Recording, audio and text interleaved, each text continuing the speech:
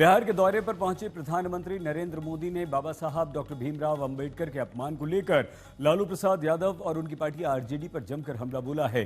प्रधानमंत्री नरेंद्र मोदी ने कहा है कि आरजेडी वालों ने बाबा साहब का अपमान किया। बिहार के लोग बाबा साहब का अपमान नहीं सहेंगे। पीएम ने कहा कि आरजेडी के लोग बाबा साहब की तस्वीर पैर के पास रखते हैं, जबकि मोदी उन्हें दिल में रखता है।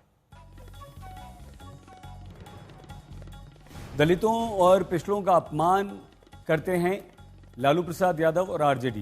प्रधानमंत्री नरेंद्र मोदी ने यह बात कही है और उन्होंने भीमराव डॉक्टर बाबा साहब अंबेडकर को लेकर आरजेडी पर जमकर निशाना साधा।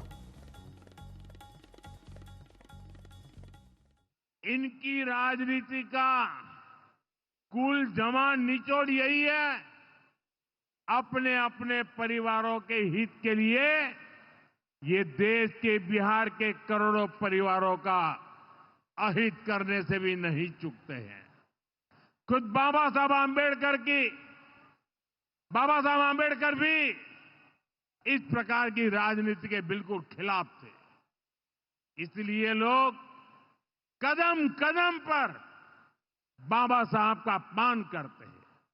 अभी पूरे देश ने देखा है कि आरजेडी वालों ने बाबा साहब की तस्वीर के साथ क्या व्यवहार किया। मैं देख रहा था बिहार में पोस्टर लगे हैं कि बाबा साहब के अपमान पर माफी मांगो, लेकिन मैं जानता हूं ये लोग कभी माफी नहीं मांगेंगे, क्योंकि इन लोगों के मन में दलित, महादलित, पिछड़े, अति पिछड़े के प्रति कोई सम्मान नहीं है। आरजेडी और कांग्रेस बाबा साहब आंबेडकर की तस्वीर को पैरों में रखती है, जबकि मोदी बाबा साहब आंबेडकर को अपने दिल में रखता है। बाबा साहब का अपमान करके लोग खुद को बाबा साहब से भी बड़ा दिखाना चाहते हैं। बिहार के लोग बाबा साहब का यह अपमान कभी नहीं भूलेंगे। साथियों, देश में सबको आगे बढ़ने के अवसर मिले, किसी के साथ भी भेदभाव न हो, ये हमारे संविधान की भावना है। हम भी इसी भाव से कहते हैं, सबका साथ, सबका विकास। लेकिन लालटेन और पंजे वाले कहते हैं, परिवार का साथ, परिवार का विकास। हम कहते हैं सबका साथ, सबका विकास। वो कहते हैं परिवार का साथ, परिवार का विकास। आइए सीधे आपको लिए चलते हैं। रोहित सिंह हमारे संवाददाता हमारे साथ इस समय जुड़ चुके हैं। रोहित, बिहार चुनाव में बाबा साहब का ये मुद्दा कितना असर करेगा? किसे इसका फायदा हो सकता है, किसे नुकसान? देखिए, जिस तरीके की तस्वीर जो लालू प्रसाद और बाबा साहब अंबेडकर की तस्वीर के साथ आई थी, वो एक हफ्ते से ये मामला जो है बिहार में गर्म बना हुआ है और लगातार बीजेपी मांग कर रही है कि लालू प्रसाद इसके लिए माफ़ी मांगे।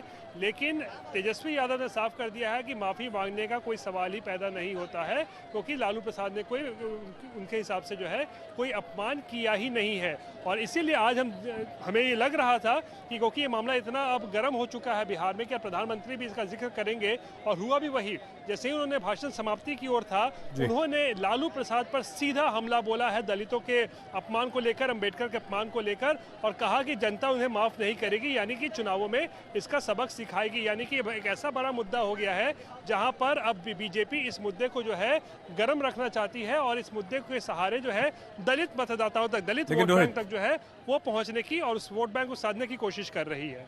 रोहित, भगवान का दर्जा दलित समुदाय बाबा साहब को देता है, और ऐसे में अगर बाबा साहब के अपमान इसे बीजेपी बता रही है, प्रधानमंत्री खुद कह रहे हैं, तो क्या इसका असर नहीं होगा? बिल्कुल, यही एक मकसद है और यही जो है राजनीति भी है और रणनीति भी है कि किसी तरीके से इस मुद्दे को आगे भी कुछ दिनों तक जो है इसी तरीके से गर्म रखा जाए और इस तरीके से एक माहौल बनाया जाए कि आरजेडी हो या महागठबंधन वो दलित विरोधी है। इसका जिक्र आज प्रधानमंत्री ने भी किया कि आरजेडी दलित विरोधी है, पिछड़े विरोधी है, अति पिछड़ा विरोधी है।